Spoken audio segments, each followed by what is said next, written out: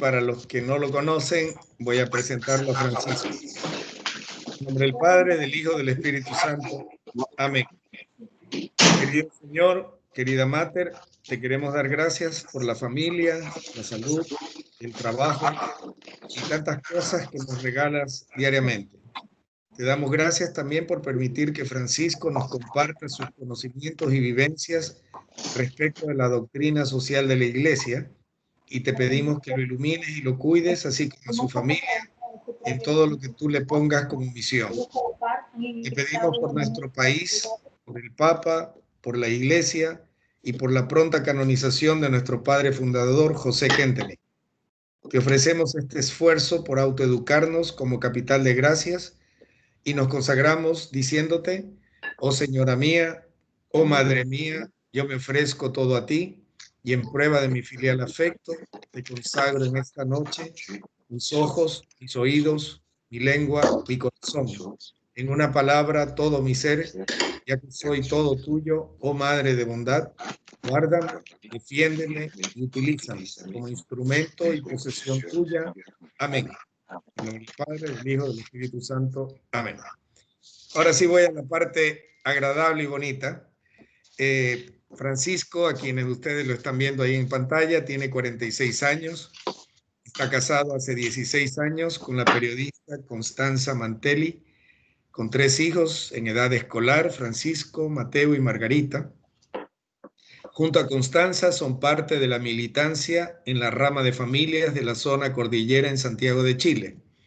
Como familia han participado y liderado las misiones en familia en zonas rurales del país, lo que ha sido una gran experiencia de fe vivida junto a sus hijos y muchas familias schanstatianas. De profesión periodista, es además MBA, diplomado en Economía y diplomado en Responsabilidad Social Empresarial. Fundador y director ejecutivo de la Agencia de Comunicaciones Corporativas Comunicagro. Conduce además el programa Gestionando el Agua en Radio Agricultura de Chile. Actualmente es vicepresidente del directorio de la Fundación de Comunicaciones, Capacitación y Cultura del Agro, FUCOA, del Ministerio de Agricultura, instancia de la cual fue director ejecutivo entre el 2010 y 2014. Ex editor de Economía y periodista de los diarios Estrategia y La Segunda. Miembro fundador de la Red de Periodistas Agroalimentarios de Latinoamérica y el Caribe y actual presidente de la Asociación de Periodistas Agroalimentarios de Chile. Participa del Comité Editorial Consultivo de Radio María en Chile y actualmente es parte de la comunidad directiva de CIES Chile y a cargo de la Dirección de Comunicaciones de CIES Internacional. Desde el 2014 convive con la enfermedad de Parkinson, lo que lo ha llevado a replantearse aspectos de su vida y no duda en calificarla como una bendición. La doctrina social de la Iglesia la estudió desde el Colegio Salesiano, donde tomó en su último año un ramo electivo sobre la materia en 1992, cuando recién se había publicado la encíclica Centesimus Annus, y decidió actualizarla al respecto en 2018, cuando aprobó el curso de Doctrina Social del ESE de la Universidad de los Andes. Francisco nos presenta hoy el tema Grandes trazos sobre la doctrina social de la Iglesia. Gracias, Francisco, por tu generosidad. Y adelante. Gracias a ti, Samuel, por esta invitación. Ahí desde principio de año también sabía que estaba este lindo compromiso de poder estar conversando con usted el día de hoy, así que conciencia me genera también bastante, es un honor poder estar con ustedes. A varios de ustedes también los conozco y sé también la tremenda profundidad que tienen como personas y la calidad humana, y por lo tanto también es una responsabilidad poder exponerle un tema como este a ustedes así humildemente. Y bueno, poder comenzar contando un poco también, haciendo una especie de resumen ejecutivo de lo que es la doctrina social. Voy a compartir aquí un documento para que puedan ver la presentación. Ahí está la vista. ¿Se ve adecuadamente o no? ¿O no ha aparecido aún? No todavía, Francisco. Todavía no. Ahora sí. Ahora sí. Ahí sí. Bueno, el tema de hoy, tal como decía Samuel, es grandes trazos de la doctrina social de la Iglesia. No queremos profundizar en detalle, no está el tiempo para profundizar en detalle, porque la doctrina social de la Iglesia tiene distintos puntos clave, varias claves en las que uno podría estar horas. Uno podría perfectamente hacer un curso sobre subsidiariedad del Estado, por ejemplo, que es un punto clave, un concepto clave que acuñó la doctrina social, o el destino universal de los bienes, por ejemplo, que es otro concepto clave. Y justamente también, antes de meternos de lleno en eso, muchas veces la doctrina social de la Iglesia tiende a ser utilizada, manoseada, mal utilizada, con fines de validar o desvalidar lo que es el capitalismo por un lado, o el marxismo por otro lado, o algún tipo de socialismo por otro lado. A la doctrina social de la Iglesia, tal como la Iglesia en general, no hay que caratularla en ese tipo de división, que son más bien divisiones de ideología política, y la doctrina social de la Iglesia no se adscribe ni a capitalismo ni a socialismo, sino que lo que hace es generar ciertas orientaciones para que desarrollar ciertas orientaciones en el tiempo, que tampoco son rígidas, sino que se van enriqueciendo con el paso del tiempo, y por eso ha habido distintas encíclicas que han sido parte de la doctrina social de la Iglesia. No se agota en la Rerum Novarum, que es la encíclica inicial sobre la cuestión social, a principios del siglo XX, sino que lo que hace es estar en una constante evolución respecto a los problemas de los tiempos, ligados fundamentalmente también al mundo del trabajo. Por eso es que, antes de empezar, yo aventuraría de alguna manera que la doctrina social de la Iglesia es base fundamental de lo que sí es, por ejemplo, hoy en día. Y sí es la bajada chenstatiana más cercana posiblemente a la doctrina social de la Iglesia. El movimiento de Chenstatt tiene tiene un gran rol en el tema familiar, un gran rol en el tema también del desarrollo personal, pero si uno ve respecto de la bajada a la doctrina social de la Iglesia, posiblemente los que estamos más cerca de ella en cuanto a nuestra misión, somos el CIES. Por lo tanto, creo que, y en ese sentido también me siento muy contento y muy animado de que me hayan pedido preparar esta charla, que creo que está trascendental para lo que es efectivamente CIES, para su sentido, para su sentido y su raigambre en la enseñanza de la Iglesia también. De que en el fondo nosotros estamos haciendo una bajada chenstatiana a algo que es una enseñanza universal de la Iglesia. Dicho lo anterior, me gustaría empezar con la presentación propiamente tal, y contarles esto, que la doctrina social de la Iglesia da principios de reflexión, criterios de juicio y directrices de acción para promover un desarrollo humano integral y solidario. No es una ideología, es una doctrina, es algo distinto, y que da orientaciones, criterios, pero no es algo completamente rígido. Tiene aplicaciones concretas en la práctica, y nosotros somos los dueños de ir creando esas aplicaciones en el día a día en las empresas donde nos desempeñamos. Y bueno, ¿y dónde tiene el origen en esto? En Dios, que como creador invitó al hombre como ser humano, ¿no es cierto?, a trabajar la tierra, a cultivarla, dominarla y custodiarla. Sin embargo, este dominio no puede ser despótico o irracional. Aquí van a ir viendo en la presentación que hay algunos números entre paréntesis. Esos números es cuando son extraídos del compendio de la doctrina social de la Iglesia. Estas frases no son frases creadas por mí y a mi gusto, o interpretaciones antojadizas respecto a la doctrina social, sino que siempre que aparezca un número entre comillas, es del compendio de la doctrina social de la Iglesia, que es un documento oficial de la Iglesia.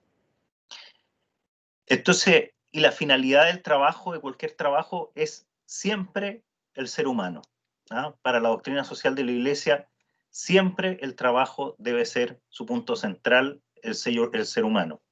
A veces se produce una confusión y se dice, bueno, el objetivo del trabajo es generar riqueza, es generar capital, es generar desarrollo. Ok, pero ¿el desarrollo para qué? Para el ser humano. ¿El crecimiento para qué? Para el ser humano. ¿La riqueza para qué? Para el ser humano. para un mejor desarrollo, un devenir del ser humano. El trabajo, por lo tanto, está siempre subordinado a la realización del hombre. Por eso es posible afirmar que el trabajo es para el hombre y no el hombre para el trabajo.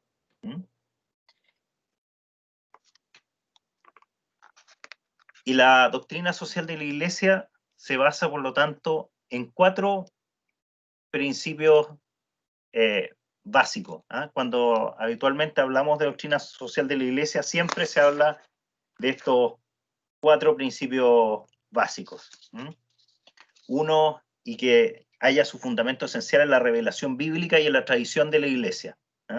La fe y la razón constituyen las 2 vías cognitivas de la doctrina social, siendo 2 de las fuentes que las nutre la revelación y la naturaleza humana. O sea, la doctrina social de la Iglesia se funda en la revelación de Dios y en la naturaleza humana. Cuando uno habla de la revelación de Dios, fundamentalmente está hablando también del Antiguo Testamento, el Nuevo Testamento, desde Adán trabajando, ¿no es cierto?, y hasta Jesús acompañando a José como trabajando en madera, ¿no es cierto?, siendo un alfarero y trabajando.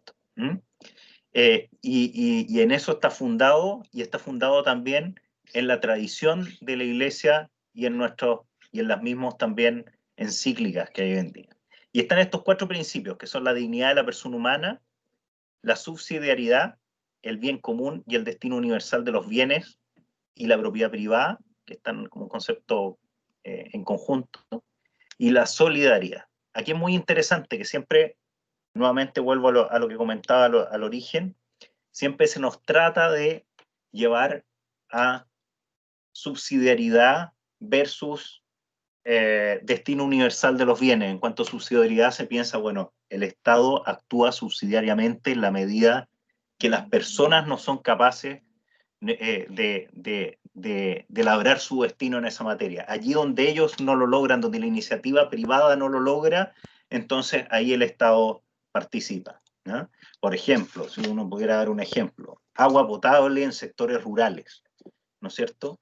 Es difícil, puede ser difícil que el privado logre hacerlo o que la empresa llegue a esos sectores, no es rentable desde el punto de vista económico, bueno, ahí se busca la rentabilidad social, el rol subsidiario del Estado, y el Estado llega con el agua potable a los lugares apartados rurales, por ejemplo. Ese es un ejemplo, y que se da mucho en Latinoamérica, de hecho también donde hay problemas de agua potable rural, lo doy como un ejemplo del rol subsidiario del Estado. Y por otro lado, el bien común, el destino universal de los bienes y la propiedad privada. Ahí podemos ir explicándolo más en detalle. Pero cuando hablemos de la dignidad de la persona humana, lejos de ser un objeto y un elemento puramente pasivo de la vida social, el hombre es, por el contrario, su sujeto, su fundamento y su fin. Todo lo que estamos haciendo tiene por fin el desarrollo del ser humano, toda actividad humana, y por lo tanto también nuestro trabajo, nuestra vida laboral, pero también lo que hacemos en grupos intermedios, lo que hacemos en CIES, tiene por objetivo el desarrollo del ser humano. Toda la doctrina social de la Iglesia se desarrolla en efecto a partir de este principio, que afirma la inviolable dignidad de la persona humana. Cuando uno ve las bajadas respecto a la doctrina social de la Iglesia y la aplicación de la doctrina social de la Iglesia, siempre el principio número 1 es el respeto de la dignidad de la persona humana. Y cómo en el ambiente del trabajo, de la vida en sociedad, debemos poner siempre en primer lugar la dignidad de la persona. ¿Se está escuchando bien, no es cierto? Sí, muy bien, Francisco. Sí, perfecto. Luego, si alguien quiere en algún momento preguntar o queda alguna duda, algo que aclarar, que no quedó muy claro, me van diciendo y van interrumpiendo con total confianza, ¿eh? No, ningún problema. Me interesa que queden los que no queden puntos ahí como colgando. Y después al final también podemos tener preguntas. Así que hagamos algo bien interactivo. Gracias, Francisco. Y por otro lado está el tema del bien común. Entonces, el bien común, ¿qué es lo que es el bien común? Es el bien de todos los hombres, nuevamente entendido como ser humano, ¿no es cierto?, hombre y mujer, y de todo el hombre.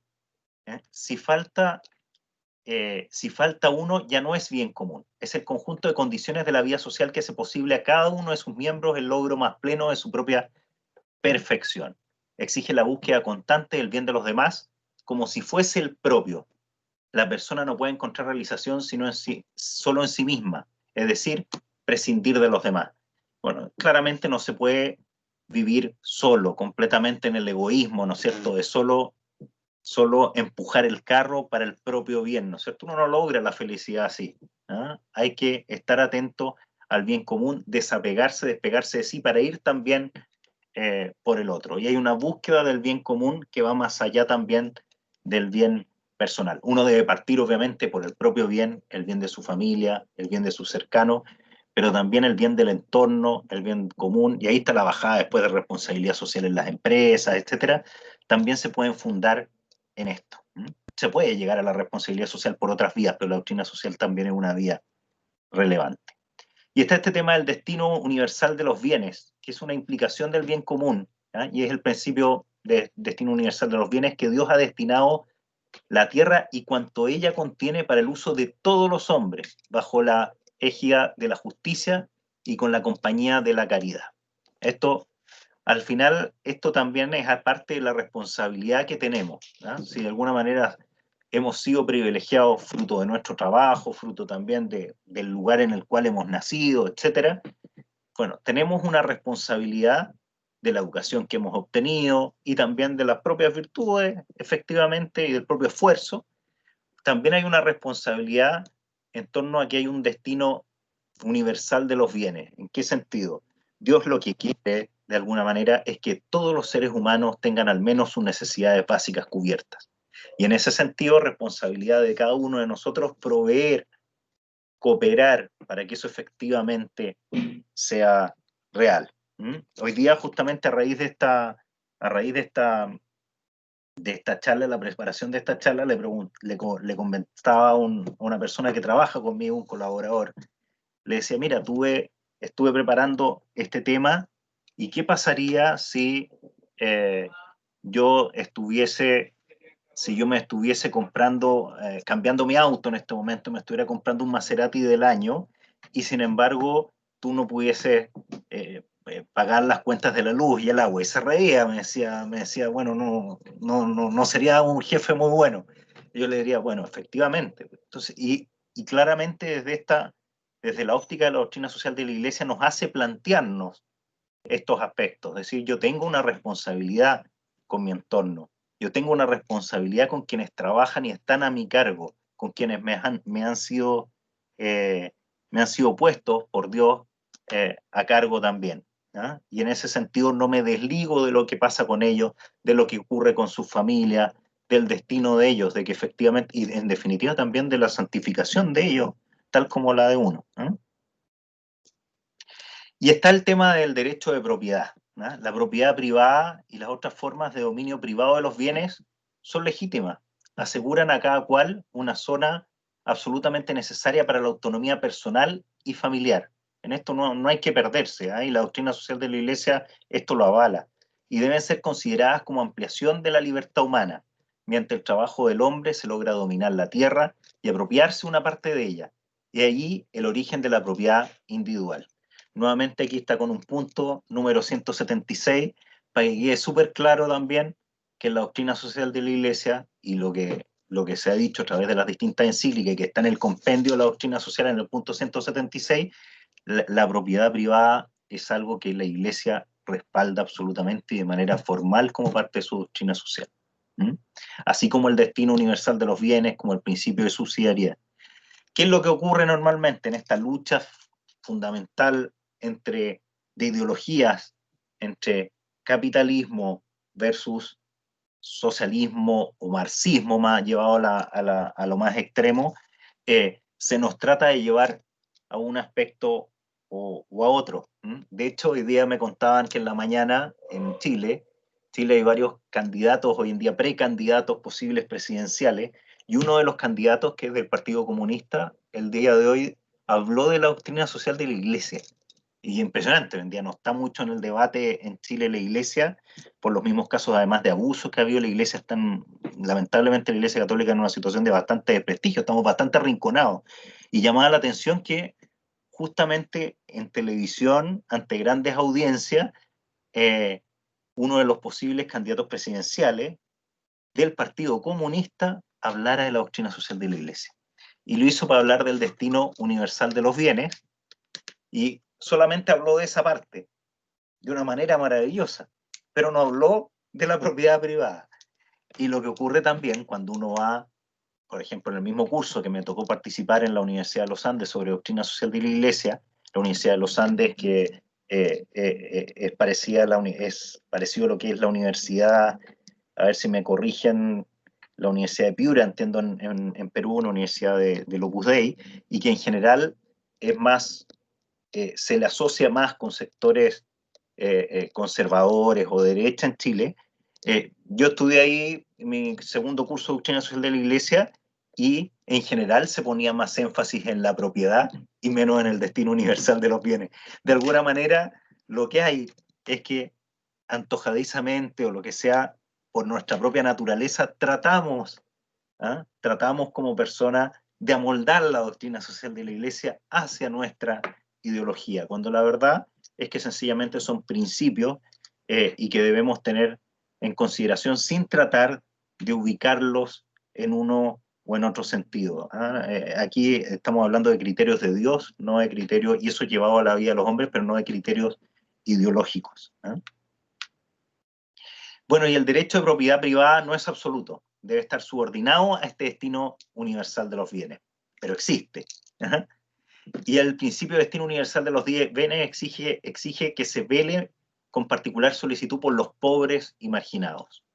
Por lo tanto, cuando existe el agua, por ejemplo, debe subordinarse al destino universal de los bienes. Estaría muy mal que alguien acaparara todo el agua y por lo tanto no existiese, por ejemplo, agua para el consumo humano y hubiese gente que no pudiese tomar agua o que tuviera agua en condiciones muy malas debido a que otros las acaparan. Y ahí es cuando los estados entran a regular, por ejemplo, y a lo mejor puede haber una faena minera que extraiga mucha agua para relave, etcétera, por dar un ejemplo, y el estado entra a regular que efectivamente parte de esa agua se potabilice y llegue a las comunidades que hay en el entorno.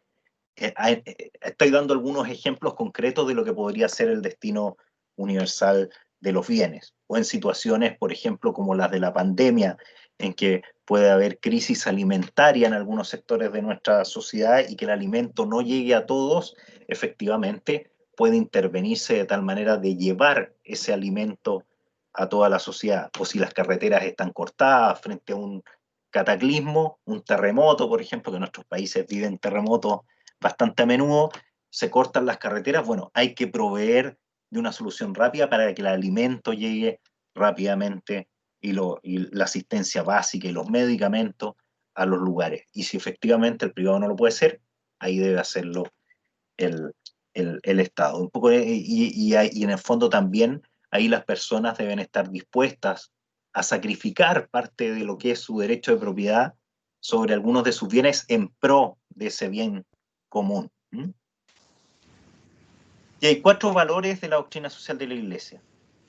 Un valor es la verdad, otro valor es la justicia, otro valor es la libertad y otro valor es el amor y la caridad, que a veces, muchas veces se queda afuera y como que se nos olvida que existe.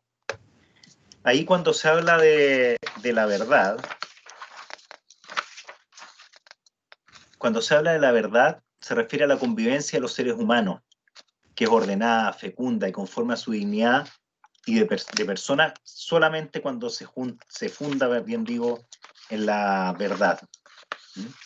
Luego también se habla de la justicia. También consiste en el constante y firme voluntad de dar a Dios y al prójimo lo que les es propio. Entonces, también una forma de medir es la justicia. La justicia, ahí uno también, doctrina social de la Iglesia. Yo pago una remuneración justa por el trabajo que entrega una persona.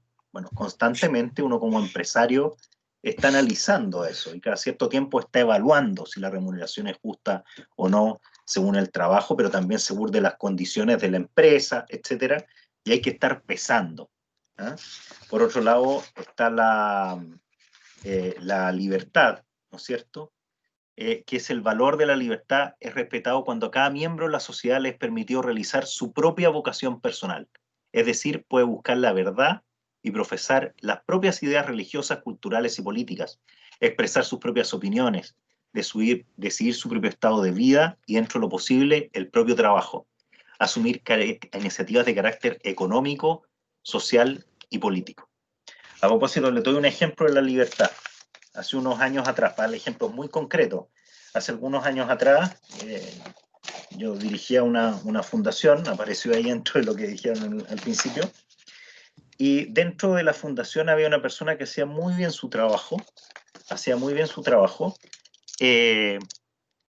y participaba y en las redes sociales, etcétera, participaba en algunas causas y en marchas respecto de algunas causas pro diversidad, ¿eh? Por decirlo de alguna manera.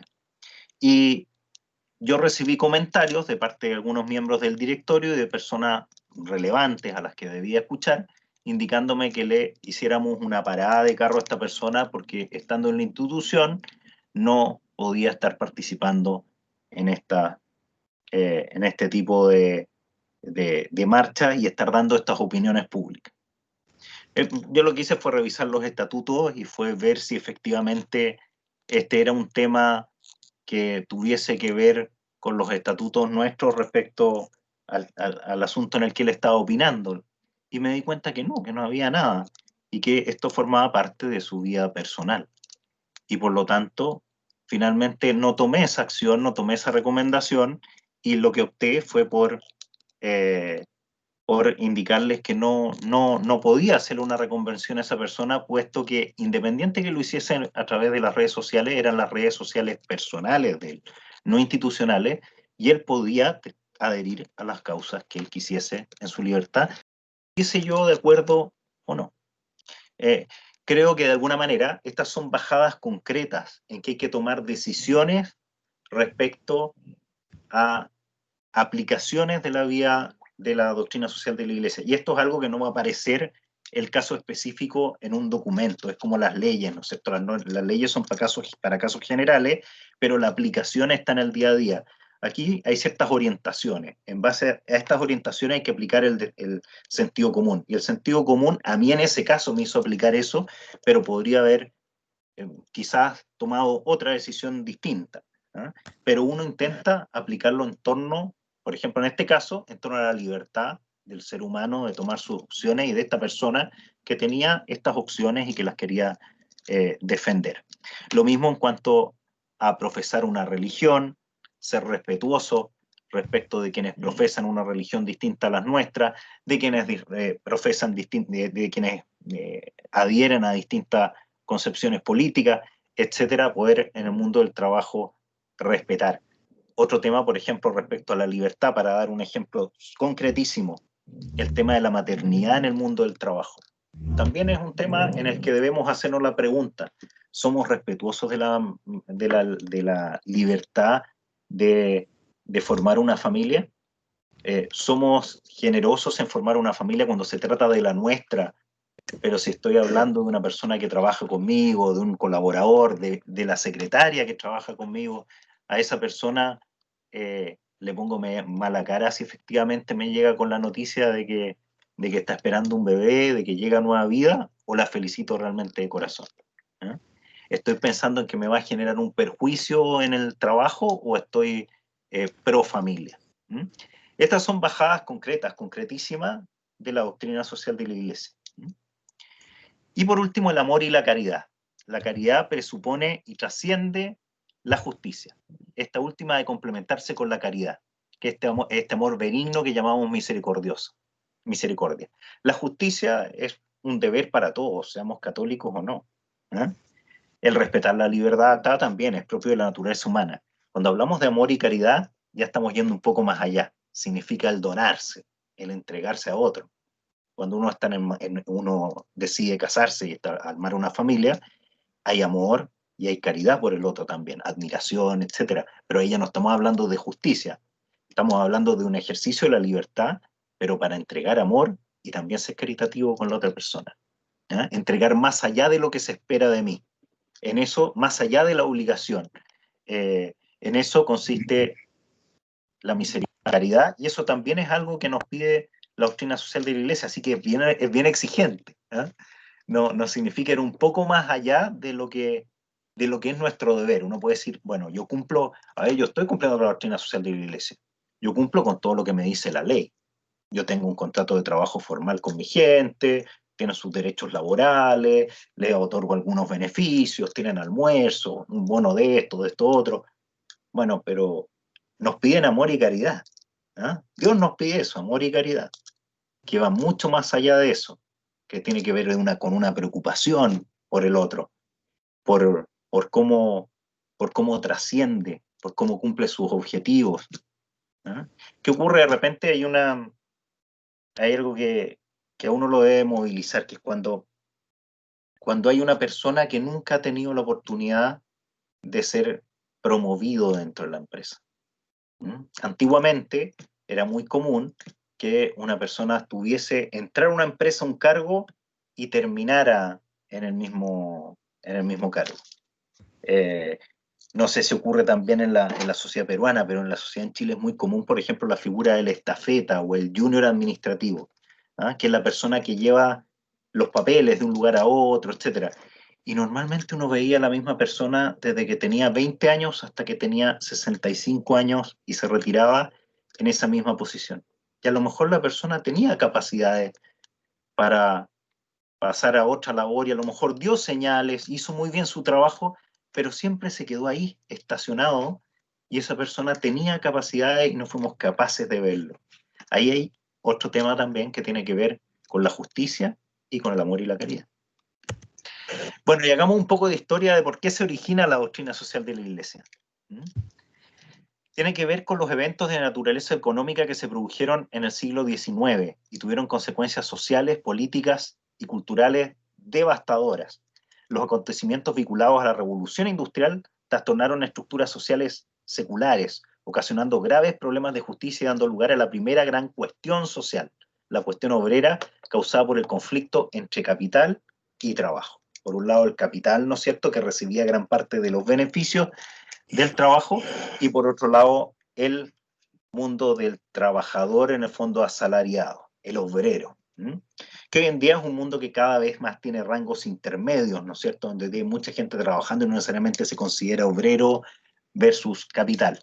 Pero en ese momento de la industrialización, pensando en esa Inglaterra, por ejemplo, mancuniana, de Manchester, de Liverpool, de fines del siglo XIX, cuando empieza la revolución industrial ahí, y uno ve esta figura, por ejemplo, de estos niños, muy bien vestidos, pero descalzos y trabajando. O por ejemplo, cuando uno ve las imágenes, a mí me chocó mucho, yo de repente pongo temas, ejemplos personales, pero creo que siempre ilustran. Desde el punto de vista de turista, me tocó visitar en alguna ocasión el Chiflón del Diablo en la 8ª región en Chile, que era un lugar que fue retratado en un libro de Baldomero Lillo, que se llama Subterra, que es un clásico de la literatura en Chile, y que era un lugar en el siglo XIX donde uno de los mayores magnates que había en Chile hizo su riqueza en base a la extracción del carbón. Y el carbón desde las profundidades de la Tierra, estamos hablando de 1000 metros de profundidad, de 100 metros, 200, hasta 1000 metros de profundidad. En la profundidad de la Tierra se extraía el carbón. Y me tocó, junto con Constanza, con mi señora, juntos con mi mujer, ir de paseo a conocerlo y ver este maravilloso parque, ¿no es cierto?, de este magnate, y al lado del parque el yacimiento donde se extraía el carbón. Y fue muy impresionante. Entramos en un carrito minero muy antiguo, y hoy en día se hace como turístico porque ya no se está extrayendo el carbón de ahí, y uno entra a las profundidades de la Tierra en una completa oscuridad, y se ve muy poco, muy poco, y uno, aunque tenga lámpara, se ve casi nada, con un silencio sepulcral. Y ahí había gente que trabajaba en jornadas de 24 horas, sacando de la tierra con una fuerza, con unas picotas absolutamente a mano, este carbón, Y nos contaban ahí que justamente los niños desde aproximadamente los 8 años dejaban sus estudios y empezaban a trabajar ahí con sus papás. Como esos niños que se ven ahí en la imagen, esos son niños ingleses, no están con el carbón, pero era aún peor que lo que ven ustedes en la imagen. Y uno, la verdad que llegaba un momento que como parte del tour, lo que hacían es que uno les apagaban todas las luces y hacíamos un silencio. Y era de terror. Y luego nos contaban que muchas veces los padres, los niños, extraían el carbón a 100, 200 metros de profundidad y los padres iban hasta 1000 metros donde se podían producir explosiones de gas grisú y muchas veces morían. Eh, y los niños se quedaban más arriba extrayendo con una picota solos, en completa soledad, durante todo el día el carbón. Sobrecogedor absolutamente. Bueno, parte de eso es lo que produjo la cuestión social y que interviniera la Iglesia y generara la doctrina social de la Iglesia ante dos fenómenos que se estaban dando. Uno, esta situación de explotación atroz, incluso de trabajo infantil, que hoy en día sería impensado, ¿no es cierto? Eh, pero por otro lado, la respuesta a eso que vino muy fuerte a través de la teoría marxista y a través del comunismo, en el fondo, que se introdujo como respuesta a esto a nivel de la Unión Soviética, siendo que la Unión Soviética era un país mucho más de campo y menos, donde la cuestión obrera estaba menos acontecida. Esto no ocurrió en Europa y ocurrió en un país que no tenía estas condiciones y esa situación como era Rusia. Pero vino esta respuesta que tuvo que dar la Iglesia distinta ante esta ruptura entre capital y trabajo. ¿Y qué es lo que compone la doctrina social de la Iglesia en cuanto a los textos? La base sólida de la doctrina social de la Iglesia son las encíclicas sociales. Y la encíclica social, la primera es la Rerum Novarum de León XIII, a fines del siglo XIX, de las cosas nuevas, que es la primera encíclica social, el año 1891. La primera encíclica social de la Iglesia Católica. En ella el Papa dejaba patente su apoyo al derecho laboral de formar uniones o sindicatos y también se reafirmaba en su apoyo al derecho a la propiedad privada. Nuevamente lo mismo, no es que muera la propiedad privada y todo es colectivo, ni tampoco vamos todos con los sindicatos y se acabó la propiedad privada y matemos y eliminemos a los empresarios opresores. No, tampoco es así. Trabajemos juntos con un equilibrio hacia adelante y resolvamos esta cuestión social que estaba viendo, ese desequilibrio que había en ese momento. Luego también hay algunas encíclicas, está el Concilio Vaticano II y un par de encíclicas, no las puse acá, pero hay un par de encíclicas también de Paulo VI relativa a la cuestión social. Y luego el que aborda fuertemente este tema, actualizando la doctrina social de la Iglesia, es el Papa Juan Pablo II, dado también la historia, que a él le toca también el quiebre del fin del comunismo y la caída del muro de Berlín y esta separación entre Oriente y Occidente, entonces era un tema álgido también. Entonces él actualiza también bajo las situaciones de su tiempo la doctrina social de la Iglesia y genera la labor en Exercen el año 1981, que está dedicada al trabajo humano, al hombre nuevamente entendido como el hombre y la mujer, como ser humano, en el vasto contexto de esta realidad que es el trabajo humano. Él dice que el trabajo nutre el espíritu, los adelantos tecnológicos, el avance económico y lo político influirán en el mundo del trabajo y de la producción. Y él se refiere al mundo del trabajo en labor en Exercen. Y luego, el año 91, viene un tremendo tratado grande como encíclica que es la Centesimus Annus, el año 91, con la que el Papa celebra los 100 años de la Rerum Novarum, de ahí su nombre, y a la luz de la caída del muro, porque justamente el año anterior había caído el muro de Berlín, el Papa actualiza los conceptos de la Rerum Novarum, con la buena noticia en el fondo de que ya no está en ese momento. Recuerden que se hablaba del fin de la historia. Francis Fukuyama había escrito un libro con la teoría que decía el fin de la historia, básicamente el capitalismo venció al comunismo y al marxismo y viene una historia nueva, pacífica, tranquila, de progreso indefinido. Y el Papa en ese momento histórico pone paños fríos y renueva la doctrina social de la Iglesia, actualiza la doctrina social de la Iglesia en un mundo que ya no está con la amenaza latente del comunismo, pero tiene otras amenazas. Y se habla por primera vez, por ejemplo, del consumismo, ¿ah? Como una fuerte amenaza.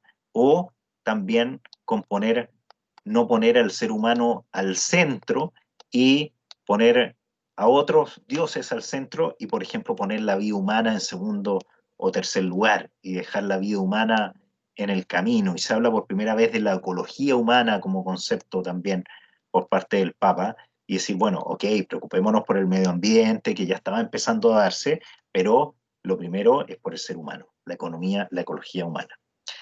Y luego, el año 2009, el Papa Benedicto XVI profundiza en algunos aspectos del desarrollo integral de nuestra época a la luz de la caridad en la verdad. Volvemos al tema de la caridad. La doctrina social de la Iglesia y el desarrollo debe ser sostenible a la luz de las situaciones de pobreza y desigualdades existentes en el mundo y la actual crisis económica mundial. Bueno, el Papa Benedicto XVI siempre se lo minimiza un poco y se lo caricaturiza como alguien conservador, pero la verdad que respecto del tema social escribió esta carta que es muy magistral, y sobre otros temas hizo reformas muy profundas y la verdad resultó una gran sorpresa. Y finalmente podemos decir que el Papa Francisco generó un nuevo concepto que había estado fuera, porque hablábamos mucho de generar riqueza y de cómo el trabajador, los derechos de los trabajadores versus el capital, y cómo compatibilizar esto y cómo ser justos y cómo ser caritativos, pero nunca hablamos de que los bienes pueden ser finitos y que la tierra, como el bien que más grande y más relevante que Dios puso en nuestras manos para cultivarlo, para sacarle fruto y para poder desarrollarnos como seres humanos, ser felices y santificarnos, la tierra podía agotarse. ¿Eh? Y era algo que antes no, y para qué decir, en la revolución industrial no había ninguna conciencia al respecto. Y por lo tanto el Papa plantea el desafío urgente de proteger nuestra casa común, nuestra tierra. Incluye la opinión por unir a toda la familia humana en la búsqueda del desarrollo sostenible e integral. De ahí también se funda el hecho de que cuando hablemos de sostenibilidad, cuando hablemos también de responsabilidad social empresarial, nosotros como cristianos tenemos una responsabilidad importante como católicos de cuidar esa casa común que Dios puso en nuestras manos para sacar sus mejores frutos, y esa responsabilidad que va más allá de nuestra generación, de decir, ¿hasta dónde llego yo en explotar algo que me ha sido entregado, si eso va a significar que mis hijos o mis nietos no van a poder disfrutar de ello porque lo voy a consumir por completo? Entonces, y ahí está el concepto de sostenibilidad, y que la Laudato Si se recoge de manera muy profunda. Y luego a esta les recomiendo también para conocerlo, y si alguien quiere introducirse más profundamente en la doctrina social de la Iglesia, pero no tiene el tiempo para leerse todas, ni se va a hacer el tiempo para leerse todas estas encíclicas, es muy recomendable poder introducirse a través del Compendio de la Doctrina Social de la Iglesia, que es un documento elaborado por el Consejo Pontificio Justicia y Paz, que es el que habitualmente ve estos temas, y que fue elaborado según el encargo del Papa Juan Pablo II, el año 2004, para exponer de manera sintética y exhaustiva la enseñanza social de la Iglesia. Por lo tanto, aquí está contenida la enseñanza de todas las encíclicas anteriores, menos las últimas dos, ¿no es cierto?, que no estaban aún, la de Benedicto XVI, ni tampoco la Laudato Si del Papa Francisco. Ahí les puse el enlace también para donde la pueden descargar de manera totalmente gratuita, y la versión original porque está en el sitio del Vaticano, ¿eh? Para que el que quiera, después esta presentación va a quedar disponible, así que el que lo quiera la puede copiar y tener absolutamente gratis también este compendio. Bueno, y el trabajo tiene un rol que es ser expresión esencial de la persona. Sea lo que sea la labor que tú realizas, ¿no es cierto?, el trabajo es una expresión esencial de la persona. ¿Y en qué se basa esto? Vamos a ver algunos aspectos bíblicos y aspectos más de dignidad humana.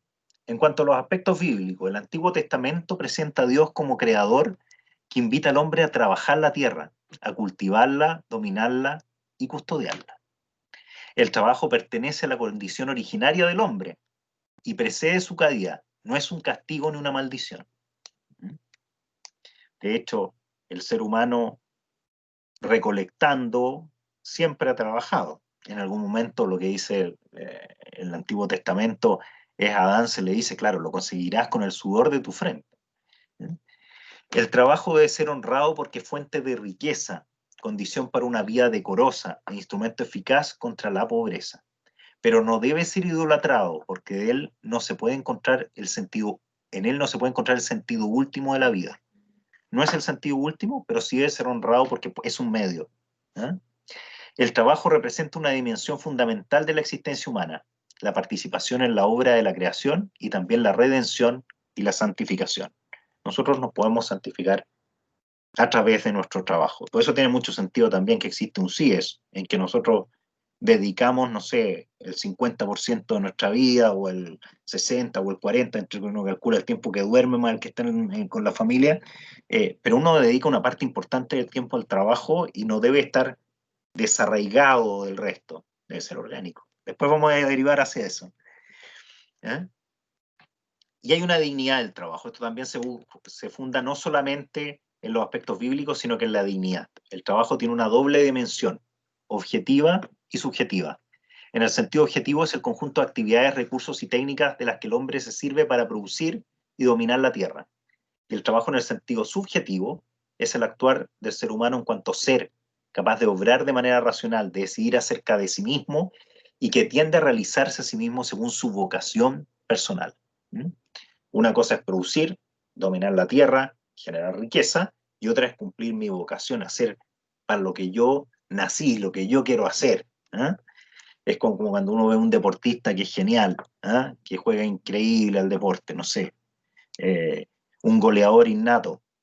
¿Cómo se llamaba el goleador que tenía la selección peruana? Se me olvida el nombre de él, que ahora estaba lesionado, no estaba y se notaba. Guerrero. Guerrero, exactamente, Pablo Guerrero. Pablo Guerrero es un goleador innato, ¿no es cierto? Y por eso llegó a Brasil y triunfó en el gremio. Bueno, y Pablo Guerrero es un gran delantero. Y hoy en día, bueno, en los últimos partidos la selección de Perú no le fue bien, y en gran parte porque no tenía gol. Jugaba más o menos bien en el partido, pero lo veíamos que no tenía gol. ¿Eh? Y ponían de delantero, ahí estaba la Padula, ¿no es cierto? Y la verdad que no lograba invocar ningún gol este italiano, peruano de origen italiano. ¿Eh? Y todos extrañaban a Paolo Guerrero. Bueno, ahí hay una gran... Él fue, en definitiva, lo que hay es, en el fondo, una vocación personal. De alguna manera, él desarrolló lo mejor que es saber hacer buenos goles, ubicarse en el área, etc. Y lo que a él le gusta. Y cuando le gusta, lo hace bien. ¿Eh? Y otros puede ser, hay historia, hay una serial en Netflix muy entretenida, que se la recomiendo, que se llama Loser. No sé si alguien la ha visto, pero se llama Loser. Y se trata, Loser es perdedor. Entonces, y básicamente se trata de deportistas que tenían grandes condiciones, pero no llegaron. No lograron la meta de ser campeón. ¿No? Estuvieron ahí y no llegaron. Y me recuerdo un caso que era alguien que claramente no tenía vocación y no le dieron la oportunidad de hacer lo que realmente quería. Y ganó muchas peleas, pero cuando iba a competir por la pelea por el título mundial se desinfló completamente, lo noquearon y nunca más quiso pelear. Y esa persona había sido obligado por su padre a practicar el boxeo para sostener a la familia, pero él nunca quiso eh, eh, ser boxeador. Él le daba temor y le daba horror noquear a alguien, la salud de esa otra persona, sufría demasiado cuando noqueaba a esa persona, por lo tanto no tenía esa vocación y estaba obligado. Bueno, eso nos debe también hacer nosotros reflexionar sobre la importancia, por ejemplo, en nuestro trabajo, en nuestras empresas, de la definición de cargo, del poder, del estar cerca también de nuestros equipos y de ver efectivamente para qué tienen habilidades las personas y qué es lo que les gusta realmente hacer. De repente también hay personas que tienen habilidades, pero algo no les gusta en absoluto y están toda la vida haciendo un trabajo que no les gusta. Me acuerdo de una persona, por ejemplo, que era un gran vendedor y todo el mundo decía, qué buen vendedor esta persona. Y yo lo conocí toda la vida como vendedor y esta persona ahora ya es adulto mayor. Y en un momento él me dijo, a mí me carga vender, no lo soporto. Y toda la vida había trabajado como vendedor. Y yo siempre pensé que le gustaba porque cumplía las metas, hacía muy bien su trabajo. Y él se jubiló siendo vendedor y nunca le gustó. Y por lo tanto, estuvo llevando un sustento a la familia, pero no fue feliz en lo que hacía. Y hay una responsabilidad que puede ser propia también, de no mostrarse, etcétera. Pero también hay hay una responsabilidad de quienes no somos capaces de ver a una persona que puede tener capacidades, pero que está triste en su trabajo, que no lo está pasando bien. Bueno, hay otras bajadas respecto a esto, como el descanso festivo. El descanso festivo, según la doctrina social de la Iglesia, es un derecho. Los hombres y mujeres creados a imagen de Dios deben gozar del descanso y tiempo libre para poder atender la vida familiar, cultural y religiosa. Todo cristiano deberá evitar imponerse en necesidad a otro, lo que le impediría guardar el día del Señor. Aquí en esto vuelvo también a medir al resto en la medida que uno se mide. ¿Ah? A veces como que nos cuesta, me pongo en ese lugar también, ponerme en el lugar del otro y lo que creo que es válido para mi familia, de repente no lo cuido en el otro. Y todos somos seres humanos. Todos necesitamos nuestra vida familiar, necesitamos un espacio para la cultura, para la religiosidad, para el deporte, para vivir sanamente. ¿Mm? Y aquí están los horarios, las largas jornadas extenuantes de trabajo, etcétera. Bueno, efectivamente, preocuparse de estos aspectos. ¿Mm? Bueno, y el derecho al trabajo. ¿Mm? El trabajo es un derecho fundamental según la doctrina social de la Iglesia y un bien para el hombre. Es idóneo para expresar la dignidad de la persona. El trabajo es necesario para formar una familia, para adquirir el derecho de propiedad, contribuir al bien común. Si no tengo trabajo, es difícil que pueda contribuir a ese bien común, ¿no es cierto? Y por eso es que el desempleo es tan complejo, ¿no es cierto? Porque lleva a una situación de pérdida de dignidad, a sentirse rebajado, a sentirse no útil, etcétera. Como uno ve en esta foto a esta persona, ¿no es cierto? Y en este momento lo estamos viendo. En nuestros países y en gran parte del mundo hay un desempleo enorme producto de la pandemia, que generó una situación nunca antes conocida, que no tiene que ver con las situaciones económicas de cada país, a veces algunos países los pilló mejor que otros, etcétera. Pero la verdad es que todos hemos estado muy perjudicados como países en esto y hay muchas personas que están sin trabajo. Ponerse en el lugar del otro. Y ahí nosotros posiblemente también como CIES tenemos una función. ¿Mm? Estar atentos, estar disponibles para conversar, para mentorear.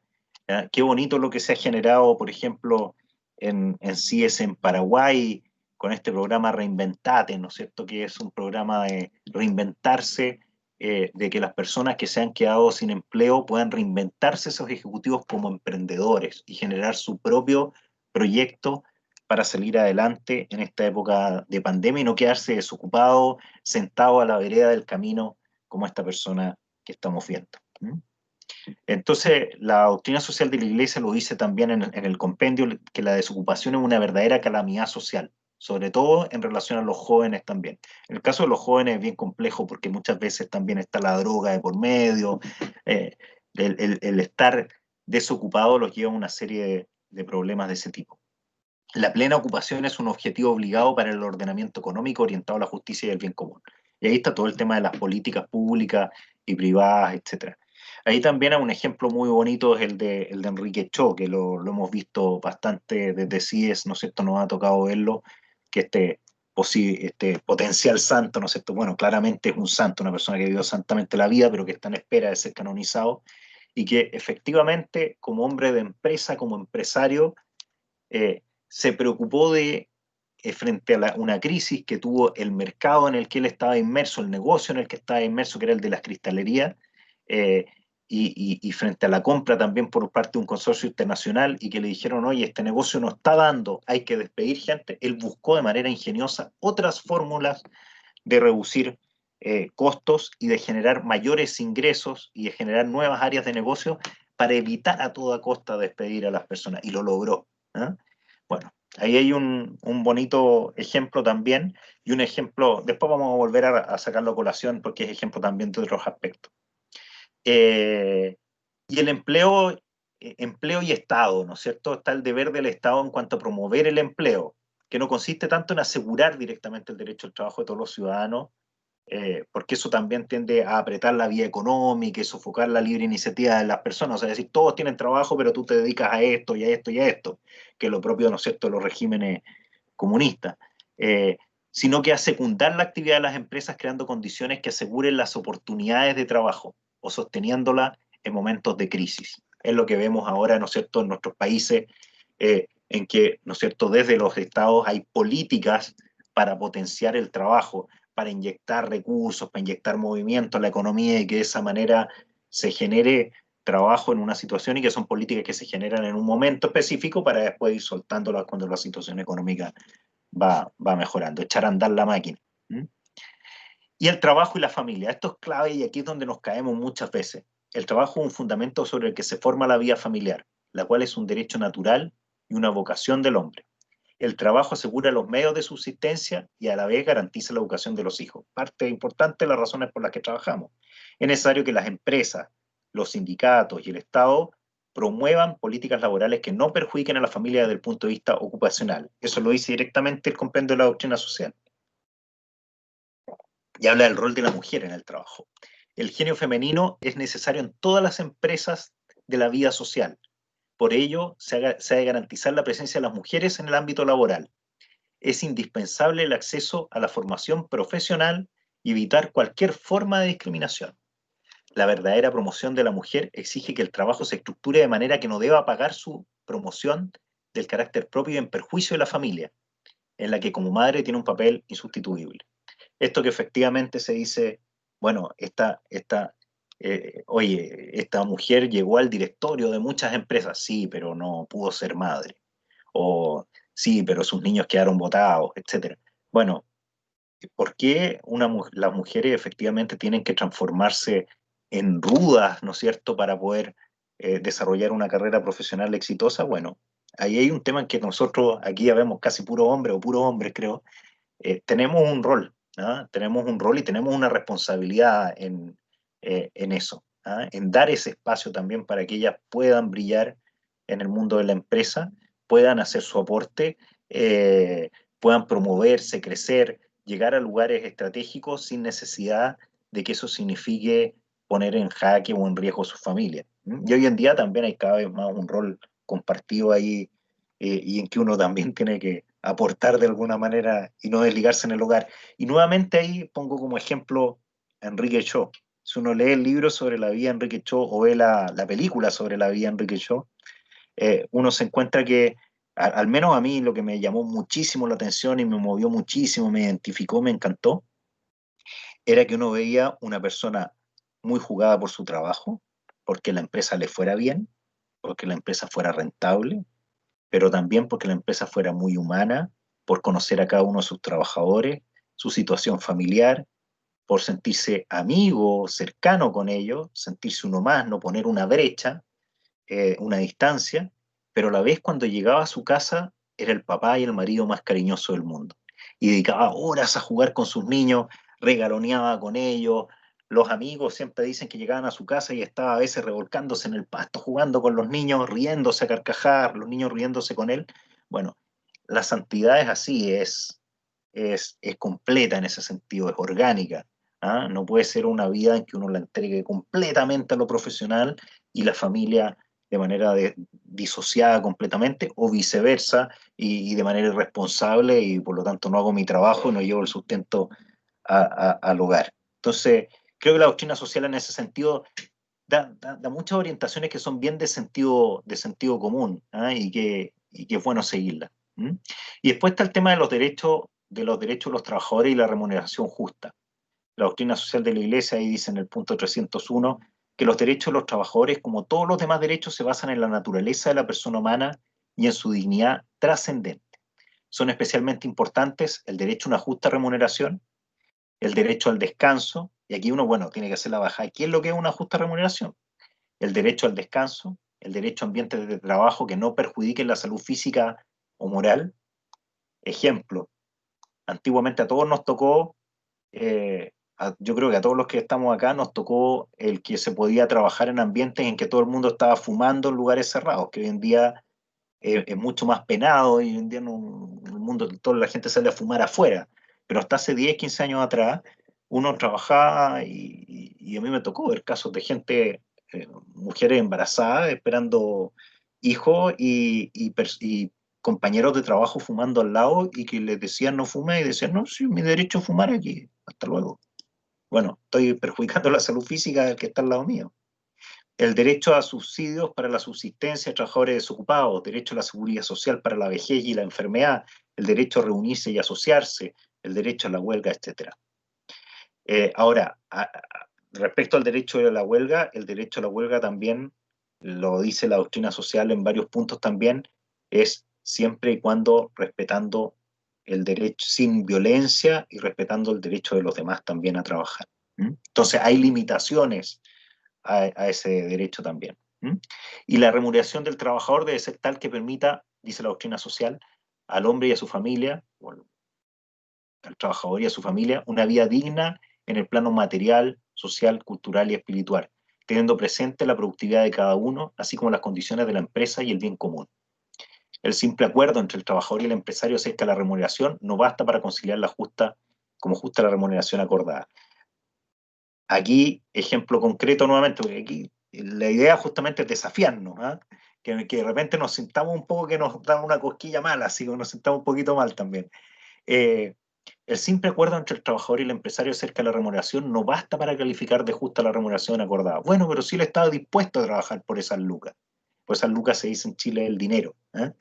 Si él estaría dispuesto a trabajar, él está dispuesto a trabajar por el dinero. Bueno, pero eso significa que sea justo y que sea lo que vale su trabajo. Si la persona estaba desesperada. Hoy en día estamos en una realidad compleja también de inmigración en el mundo, en Europa, fuertemente, y que el Papa Francisco la ha sabido interpretar muy bien, y a los primeros que fue a visitar después de salir elegido Papa, fue a los inmigrantes en Roma, y ellos se sorprendieron de que llegara el Papa recién elegido el día siguiente, o 2 días después, a visitar a una barriada de inmigrantes pobres. Bueno, es justo que una persona yo la contrate por la mitad del dinero que contrata un nacional porque es inmigrante, porque tiene la necesidad. Va de acuerdo a la doctrina social, me genera un cosquilleo. Son temas a plantear.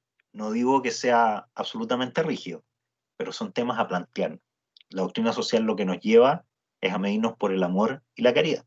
Por lo tanto, ir un poco más de lo que nos pide la ley o nos pide la mera justicia. Son temas para que los reflexionemos. No los vamos a responder ahora necesariamente.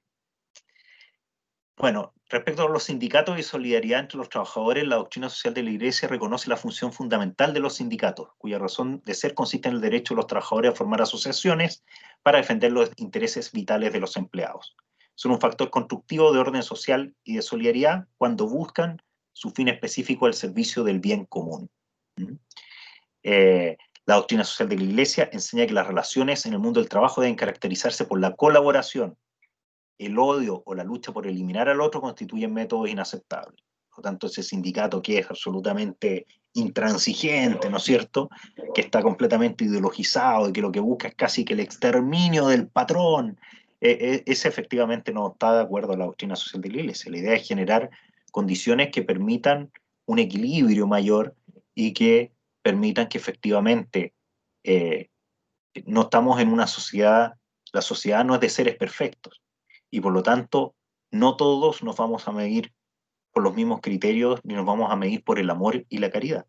Y muchas veces vamos a cometer errores y con suerte nos vamos a medir por la justicia y a veces vamos a ser incluso injustos teniendo buena o mala intención. Entonces lo que dice la doctrina social de la Iglesia es que es sano que existan organizaciones de trabajadores que permitan generar ese equilibrio para que no ocurran injusticias.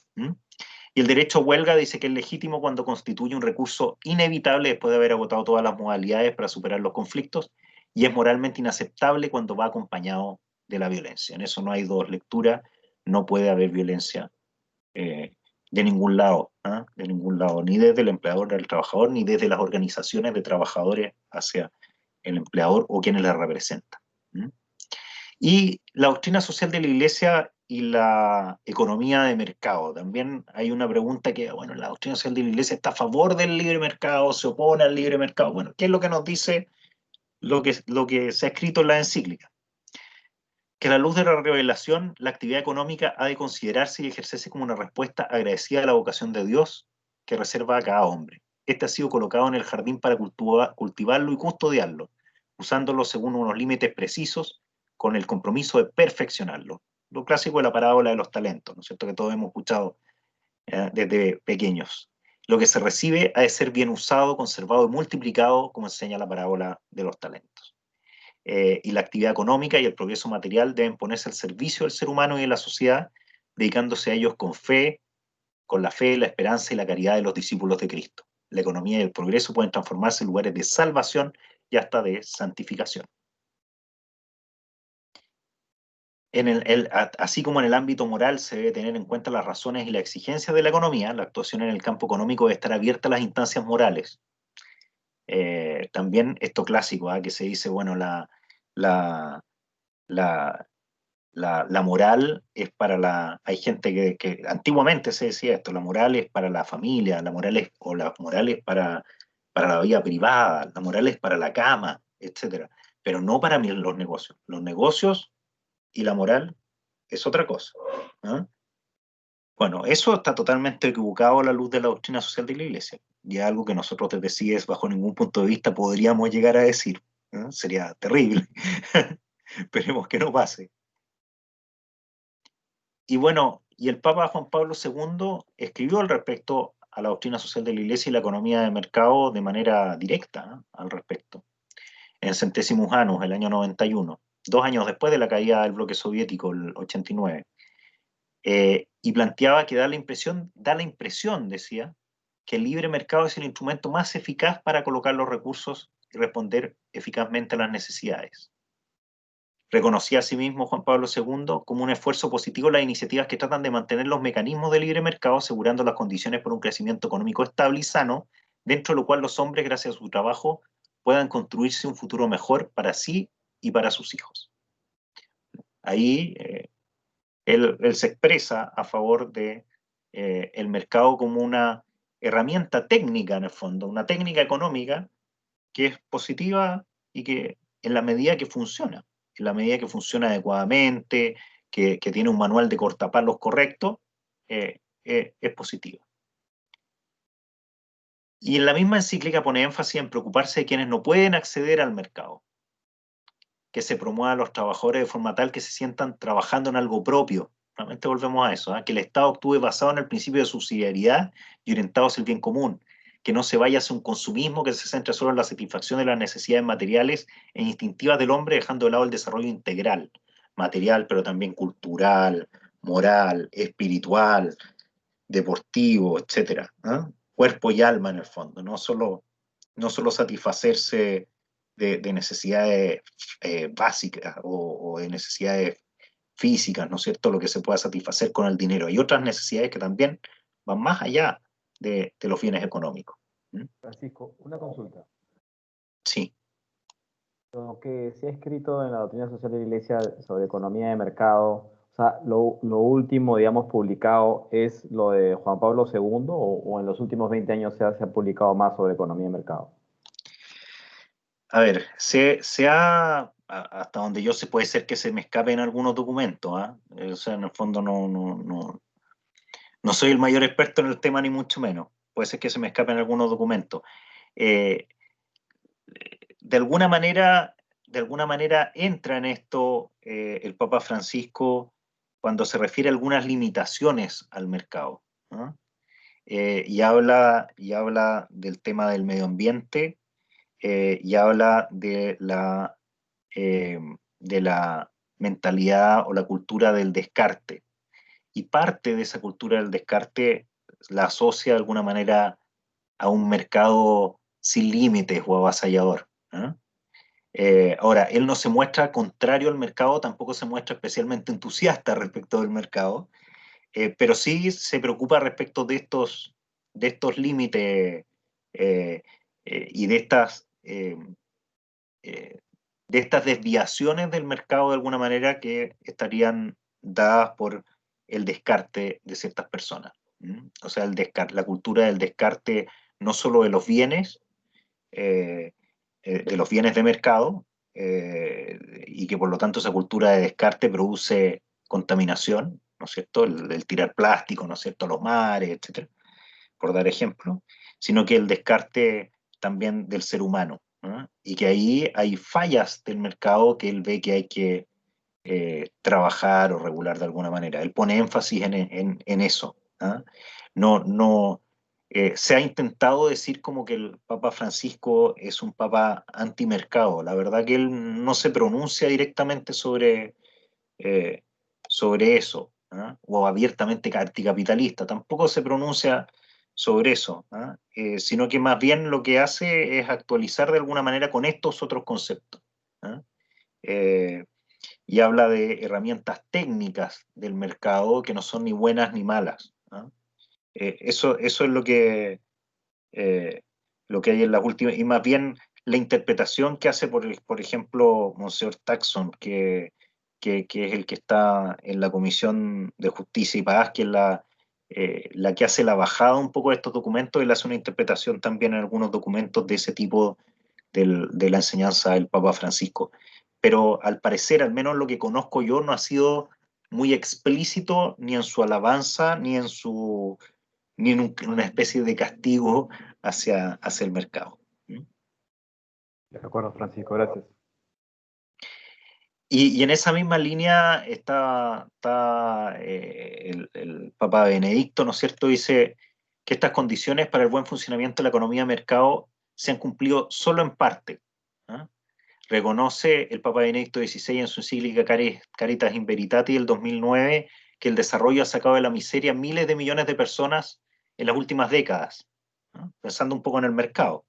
Sin embargo, dice, subsisten graves problemas: pobreza, desigualdades hirientes, desempleo, falta de respeto a la vida, especulación financiera, fallas a la confianza, cortoplacismo en el desarrollo económico, etc.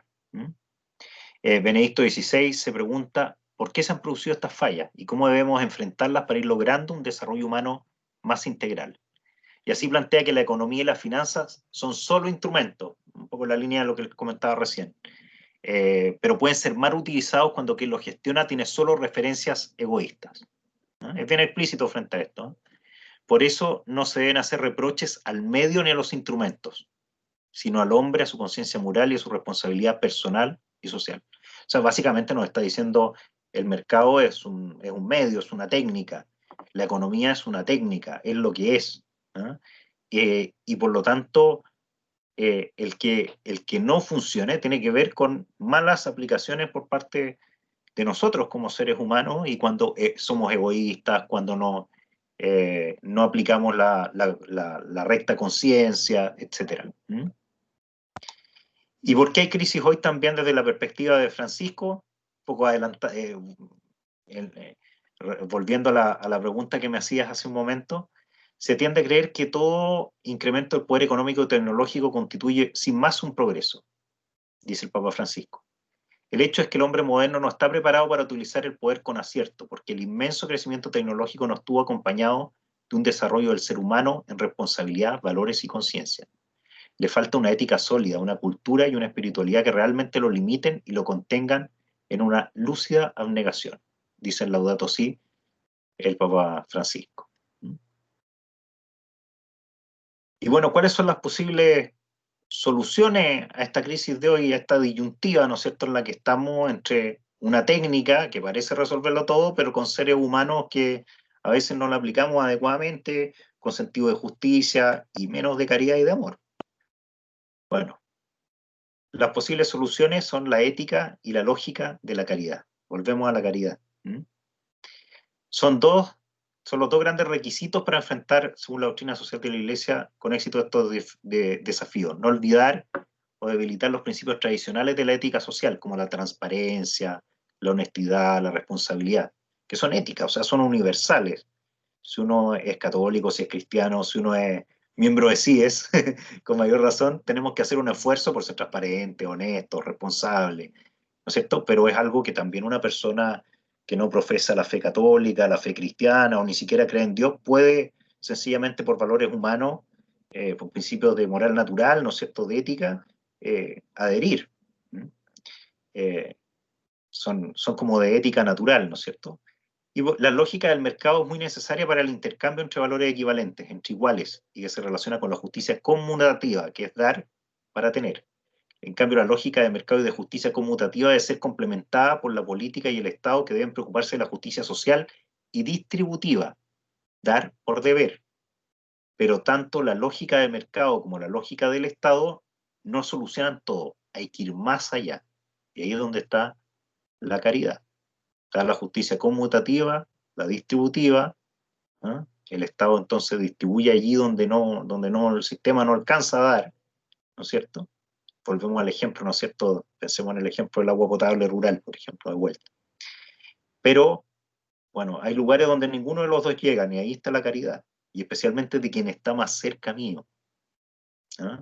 Ejemplo, hay una persona en mi oficina, en mi trabajo, en mi empresa, una persona que yo sé que tiene una remuneración que es justa para lo que hace, para la labor que realiza, pero a su hijo le viene una enfermedad grave, un cáncer complejo, una leucemia infantil, está en malas condiciones, no tiene un seguro de salud esa persona.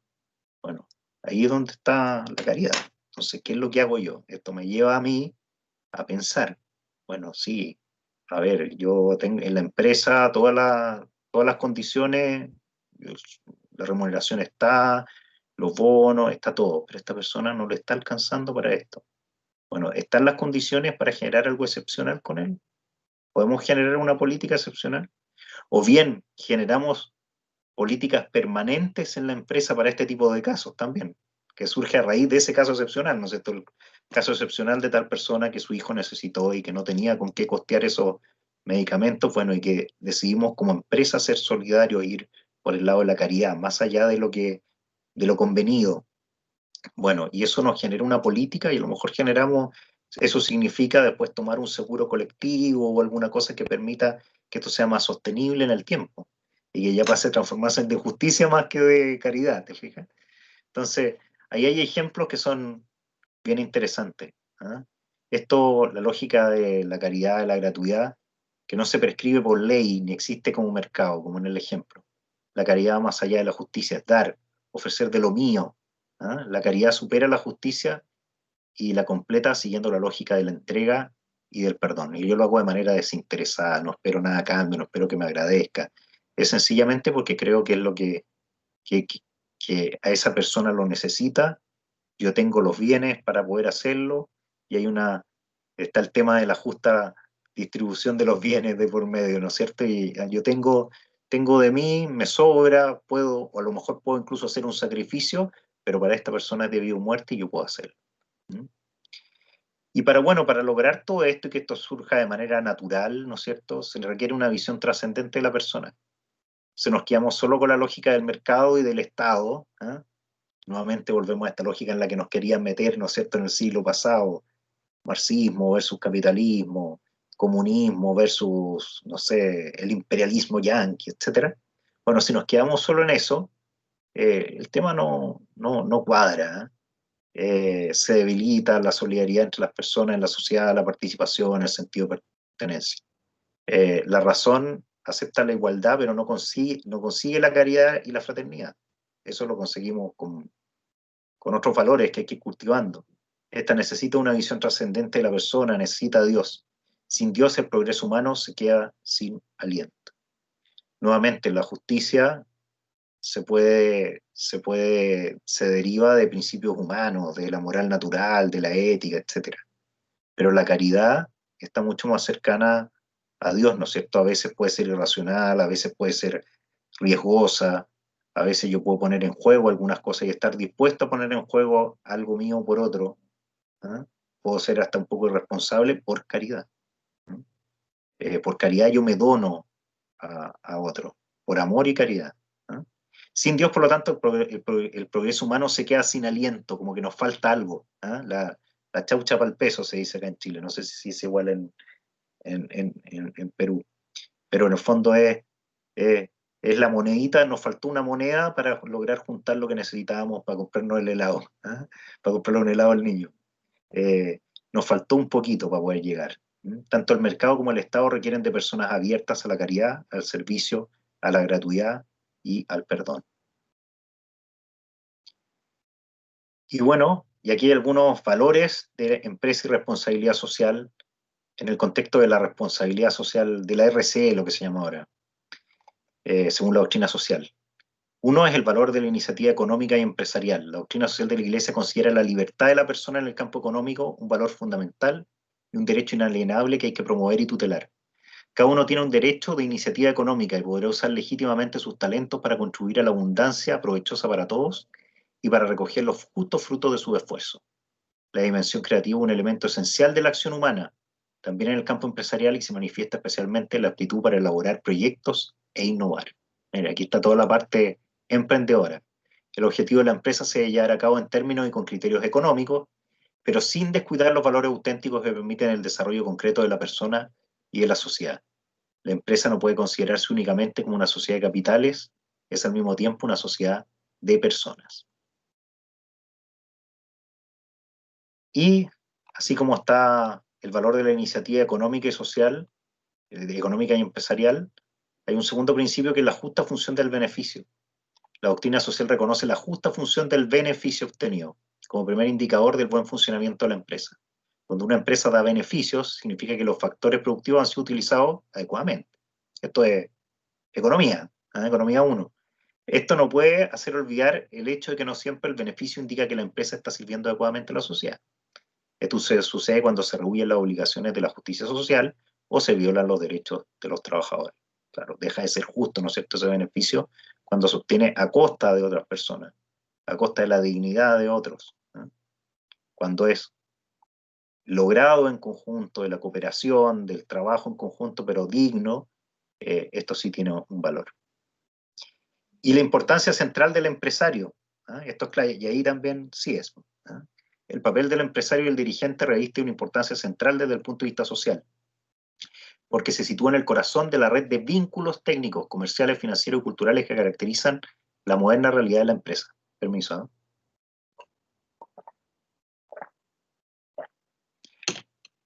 La doctrina social insiste en la necesidad de que el empresario y el dirigente se comprometan a estructurar la actividad laboral de su empresa de modo que favorezcan la familia, especialmente a las madres de familia, en el ejercicio de sus tareas. Esto lo pone el compendio de la doctrina social, en el número 345, lo pone de manera explícita dentro de la importancia central del empresario, pone esto de que se favorezca a la familia, especialmente a las madres de familia, en el ejercicio de sus tareas. O sea, así de importante se considera en la doctrina social y dentro de la labor del empresario el tener ojo con este aspecto.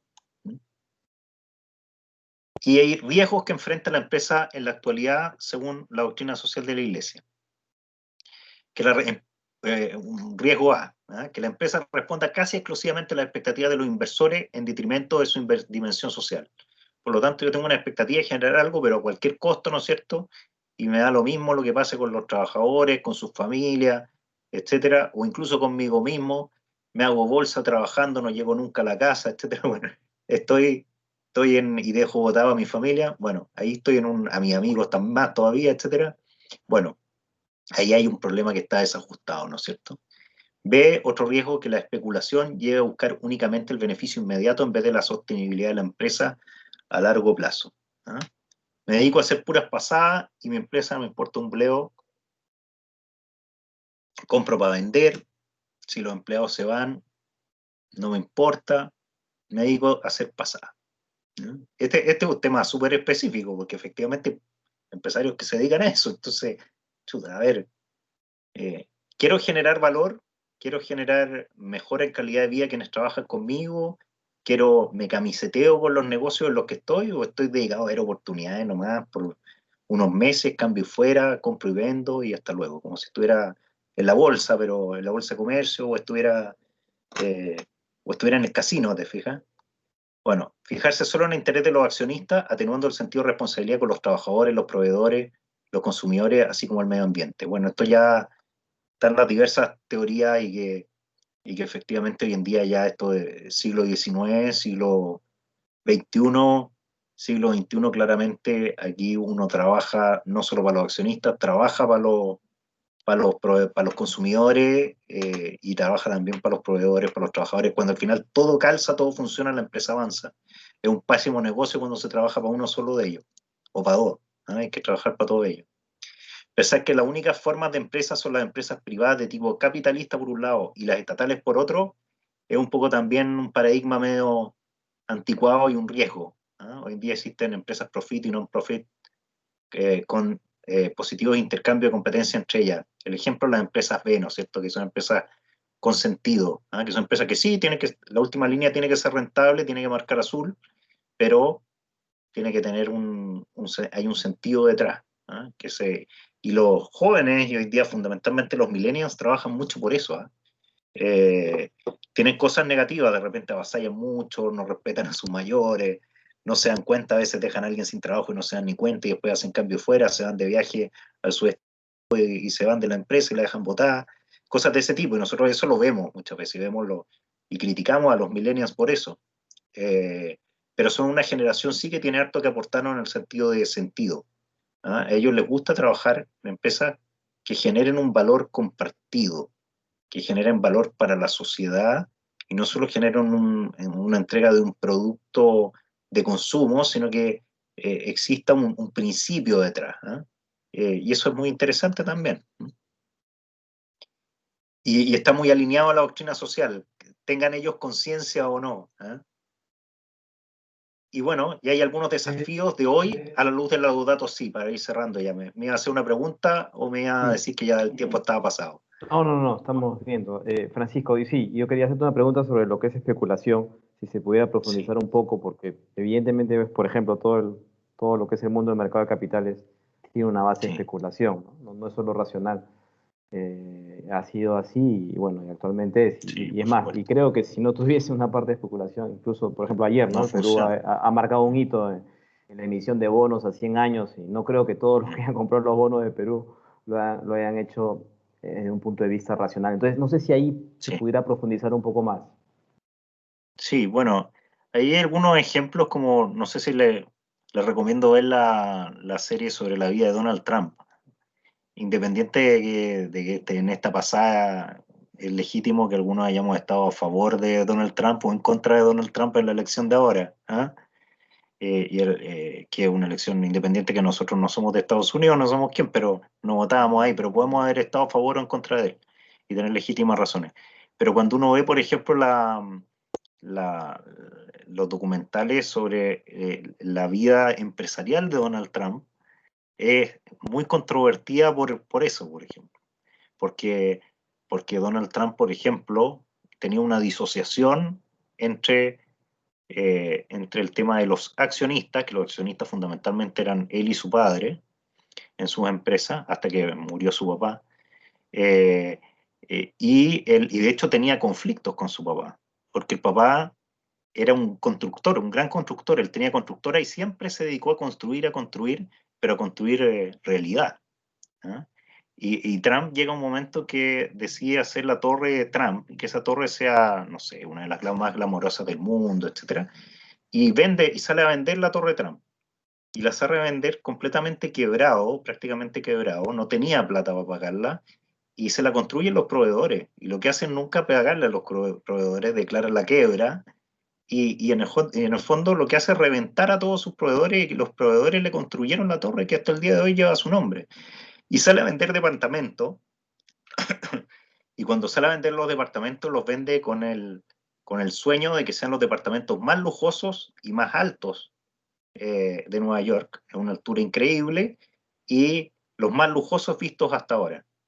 Y la gente cuando llega, los compra en verde, y cuando llegan a vivir ahí, se dan cuenta que los departamentos tienen una cáscara dorada que parece de oro, pero debajo de eso son todos blanditos y se desarman, prácticamente. Y que por lo tanto son un departamento común y corriente y que pagaron por una ilusión. Bueno, ahí hay un ejemplo. Hay un ejemplo de especulación, y de especulación no teniendo en cuenta a estos otros actores para una gestión, en el fondo, de acuerdo a la doctrina social de la Iglesia, que en el fondo tener de acuerdo a proveedores, tener de acuerdo al cliente final, al accionista, etc. Entonces, cuando veía este documental, me da cuenta que incluso ni siquiera el accionista, porque su padre no estaba de acuerdo con el modelo de negocio, por lo tanto, uno de los accionistas era atendido, que era él, y no los otros dos factores. Ahora, sobre el mercado de capitales propiamente tal, creo que es más difuso, es más difuso. Ahora sí hay un tema de si tiene sentido y si es cristiano, y que es algo que uno se puede preguntar legítimamente, el toda la vida hacerla en torno profesional a la especulación y no generando valor real, no generando empleo, no generando trabajo, ¿no? Puede haber modelos de negocio que efectivamente funcionen, que generen recursos, que generen dinero, pero efectivamente es menos enriquecedor, creo yo, esto es una opinión personal mío, que el que genera empleo, genera valor real en el fondo y conoce caras de con quienes está trabajando. De acuerdo, Francisco, gracias. Y otro desafío que pone hoy a la luz de la Laudato Si, ¿no es cierto?, es la cuestión medioambiental, que las encíclicas sociales habían venido tratando brevemente, y a partir de Laudato Si pasa a ser un tema clave en el mundo católico. Lo era para el mundo general, que duda cabe, pero el Papa Francisco lo eleva a la categoría de responsabilidad grave e insoslayable para las mujeres y hombres de fe. El tema medioambiental de cuidar esta casa común. El cardenal Peter Turkson, que lo había tirado a colación hace un rato, que es presidente del Consejo Pontificio Justicia y Paz, usó para profundizar sobre este concepto en una conferencia realizada ante ejecutivos y empresarios el año 2016. Dijo que el cuidado de nuestra casa común requiere, como dice el Papa Francisco, no solo una revolución económica y tecnológica, sino también una revolución espiritual, cultural, una forma profundamente distinta de aproximarse a la relación entre persona y medio ambiente, una nueva forma de ordenar la economía mundial, y esto a su vez pone una enorme responsabilidad en los hombros de los líderes empresariales como también en los líderes populares, pero confío en que ustedes son aptos para la tarea. Eso lo dijo el 2016. Y hay un par de desafíos de hoy a la luz de la Laudato Si, que tienen que ver con el trato digno y justo a los migrantes, algo habíamos adelantado. Papa Francisco ha denunciado una cultura del descarte, donde uno de los más rechazados es el inmigrante, que viene escapando de condiciones de guerra o pobreza, y muchas veces recibe exclusión. Y aquí está la obligación del empresario de darle el mismo trato, o lo más similar, que el resto de los colaboradores. No abusar de la situación de necesidad, lo que hablábamos hace un rato. Y ahora, finalmente, la bajada chenstatiana. Chenstat y la doctrina social de la Iglesia. ¿Cómo caemos parados nosotros aquí? ¿Y qué es lo que nos dice el padre Kentenich como fundador de Chenstat? Él vivió la cuestión social, ¿no? Él justamente le tocó esta dicotomía entre el marxismo y el capitalismo de posguerra. Le tocó vivir el nazismo también, estar en un campo de concentración. Pero posterior a eso le tocó ver cómo se dividía Europa y cómo se dividía su país, Alemania, en dos, detrás del muro de Berlín. Y donde él denuncia el colectivismo, ¿no? Y donde el valor del capital y el colectivismo se pusieron por sobre la persona, ¿no? El valor del capital, ¿no es cierto?, como capitalismo, y el colectivismo, en el caso del comunismo también, se pusieron sobre la persona humana. Y se impone lo que dice él, un pensar mecanicista, muy alejado del humano y la propuesta de la doctrina social de la Iglesia. El ser humano no tiene mucho que decir en esta dinámica mecánica, ¿no es cierto?, en que todo lo dicta o bien el capital o la sociedad en su conjunto, pero el ser humano no tiene mucho que decidir. Tremendo, pero él era la situación a inicios del siglo XX. En este contexto, él lanza su idea base por una cruzada por el pensar, el vivir y el amar orgánico. Eso el 31 de mayo, ¿no es cierto? El pensar, vivir y amar orgánico, esta cruzada que lanza él. Y Cristo se encarna en la historia. ¿Cómo? Bueno, el padre Kentenich señalaba que tenemos que tomar conciencia del ambiente que estamos viviendo, que está dominado por esa mentalidad colectivista, que impide ver la unidad de la criatura entre la fe y la vida. Esto que escuchamos muchas veces de nuestros abuelos, ¿no es cierto?, o de la generación de nuestros padres o abuelos que decían, bueno, no, si lo del trabajo no me vengan, no tiene que ver con la moral, si eso es para otras cosas, para la vida familiar, para el trabajo, déjenmelo a mí tranquilo, el dinero es otro tema. Bueno, había una disociación entre fe y vida, entre naturaleza y gracia, que separa realidades y que toma la forma de cada una de ellas. Cristo, en cambio, debe encarnarse, hacerse presente en la historia para transformarla. ¿Y a través de quiénes? Y ahí viene el desafío de nosotros, sus instrumentos. ¿Y cómo? Centrados en la esperanza. En un mundo problemático, arrimarse a la esperanza, nos dice el padre Kentenich, es un poderoso antídoto a la derrota, al desencanto y al pesimismo. El padre Kentenich nos invita a reflexionar sobre la necesidad de articular un nuevo modelo social económico, más allá de esta disyuntiva añeja capitalismo-socialismo, a la luz del principio de la gratuidad, mira, que tiene mucho que ver con el tema de la doctrina social del amor y la caridad, de la gratuidad, de la entrega al prójimo, pues a su juicio solo desde ahí es posible el desarrollo integral del ser humano y su plenitud, para que florezca, para que emerja. Y si está anclado profundamente en la doctrina social de la Iglesia.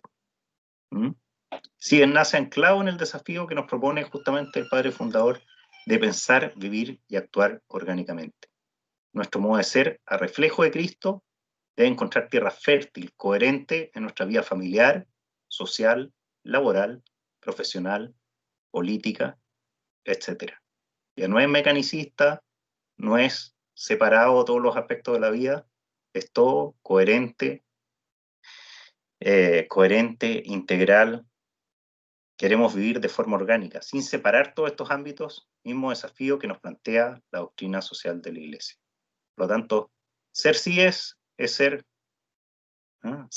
un empresario, es ser un trabajador, es ser un obrero incluso de la doctrina social de la Iglesia. Es ser manos, pies, corazón de la doctrina social de la Iglesia en la vida de nuestros trabajos, de nuestras empresas, de nuestras familias, de nuestros países, de nuestro mundo. Bueno, y con esto cerramos. Me gustaría proponerles alguna bibliografía básica también. Aquí esto es la bibliografía en la que nos basamos, el compendio de la doctrina social, el catecismo de la Iglesia Católica, la encíclica Rerum Novarum, esta constitución apostólica que es la que sustenta el Concilio Vaticano II, la encíclica Populorum Progreso de Pablo VI, la Labor in Excelsis de Juan Pablo II, la Centésimos Annus del centenario de la Rerum Novarum, la Caritas in Veritate de Benedicto XVI, etcétera, y la Laudato Si del Papa Francisco. Y alguna bibliografía para quienes quieran profundizar y entretenerse un poco con este tema. Les recomiendo mucho un libro, yo me lo estoy leyendo, no me lo leí completo todavía, pero saqué algunos conceptos de los que utilicé en las últimas láminas. Un libro que salió este año, que lo editó Nueva Patris, de Schoenstatt, que se llama Criterios del Pensamiento Social del Padre Kentenich, más allá del capitalismo y el socialismo, basado en la jornada de Mantaue de 1971 en las prédicas del padre Nana Alessandri, un sacerdote excepcional que va camino a los altares, además pariente lejano mío, así que con mucho orgullo. Después también puede ser atendible leer este libro, también se lo recomiendo, que es muy bueno, que se llama Francisco y la empresa, repensando la economía y los negocios. También ese yo lo tengo también y se lo puedo mandar porque lo tengo en versión virtual. También es recomendable el libro Es posible la economía la ecología humana es todo un discurso de Pedro Morandé en la revista Humanitas, que es muy interesante, el año 99. Y otro libro también escrito por un jesuita sobre la ecoteología, un nuevo estilo de vida, que es una bajada también de la Laudato Si vista desde la óptica jesuita. Eso, y para terminar me gustaría dejarles planteadas unas preguntas para que las puedan reflexionar, si ya estamos menos corto de tiempo, quizás en sus casas o en 10 minutos, poder reflexionarlas ustedes también, aparte de las preguntas que puedan tener, pero algunas preguntas para darle una vuelta. ¿Trato a quienes trabajan a mi alrededor con los criterios de la doctrina social de la Iglesia? ¿Me preocupo por el desarrollo humano y las oportunidades de promoción de quienes están bajo mi cargo o liderazgo? ¿Hemos implementado políticas de compatibilidad entre trabajo, familia y maternidad al interior de la empresa? ¿Somos acogedores con los inmigrantes? ¿Los tratamos con justicia?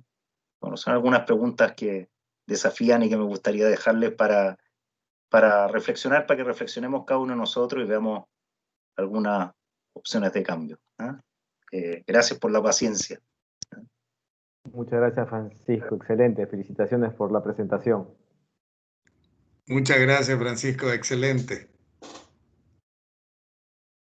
Si alguien tuviese alguna consulta, pregunta o aporte, por favor. Yo quería comentar un par de cosas. Buenas noches a los que no saludé al inicio.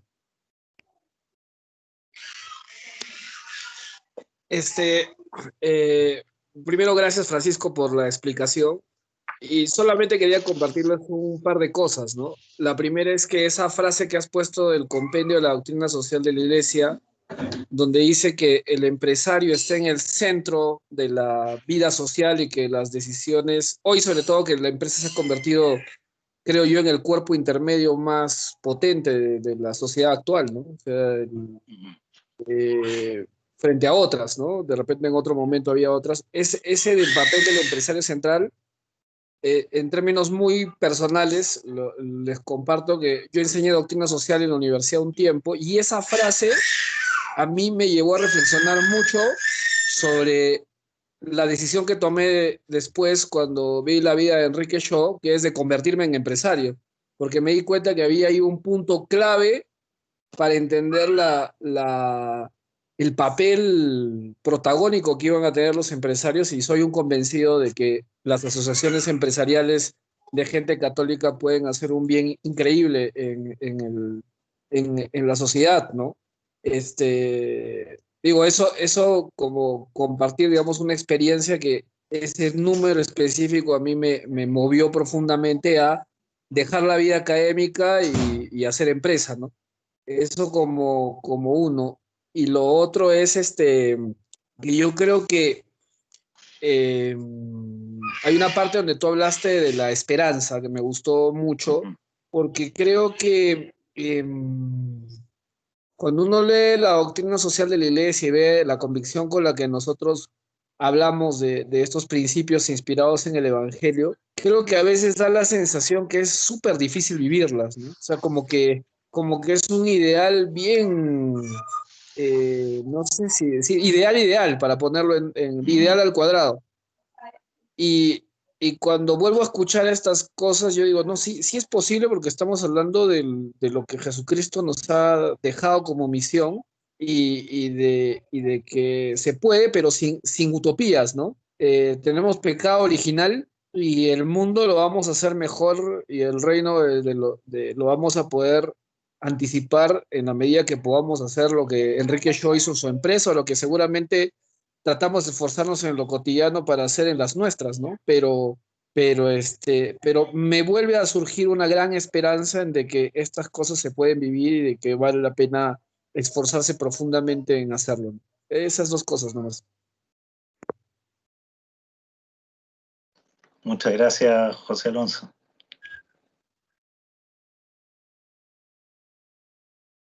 ¿Alguien más que quiera participar, preguntar, aportar?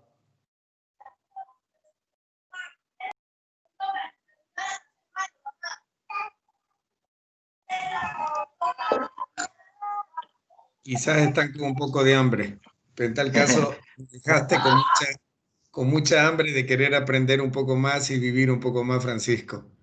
La verdad es que muy, muy enriquecedor y he tomado nota de cosas que me toca revisar en lo que estoy haciendo. Gracias. Oye, Samuel, muchas gracias y les confidencio algo, que es que preparando esta presentación y el fin de semana dándole los últimos detalles, uno empieza también a reflexionar de qué cosas está haciendo bien y qué cosas está haciendo mal. ¿Ah? A uno de inmediato le aparece uno empieza a dar esa cosquilla que decía yo de, parece que en esto algo me caí en esto.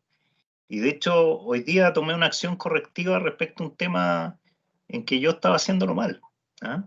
Respecto a un colaborador específico mío que yo me di cuenta que a raíz de la preparación de esta reunión me hizo luz respecto a un tema que no me había dado cuenta. ¿Ah? Y esta persona está agradecida hoy día, pero me dijo, oye Francisco, yo te había dado señales 2 veces y no había reaccionado. ¿Ah? Entonces, por lo tanto, claro, bien, lo solucioné, pero ya estaba un poco tarde.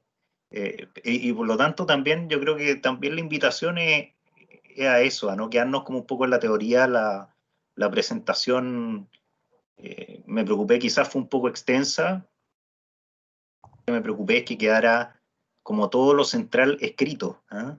Habitualmente cuando me toca hacer presentaciones, yo hago por el tema comunicacional presentaciones que son más lúdicas y que son imágenes atractivas y con muy poco texto, ¿eh? Que es como el ABC de la buena presentación. Aquí hice lo contrario, hice una presentación con mucho más texto, pero porque quería también que ustedes se pudieran quedar con ella y la pudieran repasar y quedaran como con los conceptos de la doctrina social y les sirviera para después reflexionar en detalle, especialmente a los que no pudieron venir el día de hoy. ¿Mm? Buenísimo. Chévere, Francisco.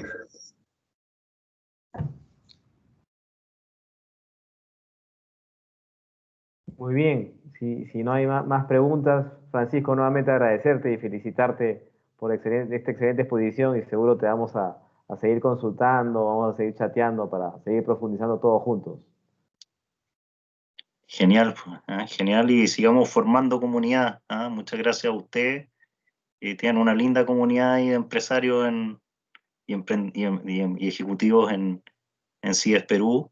Y tuve la alegría hace casi 4 años atrás, 3 años atrás, de estar en el Congreso en CIES Perú eh, y de poder compartir con ustedes allá. Y fue muy bonito. Así que bueno poder volver a estar con ustedes y ojalá poder retribuirlo y que algunos de ustedes también puedan estar en algún momento dando una charla en Chile.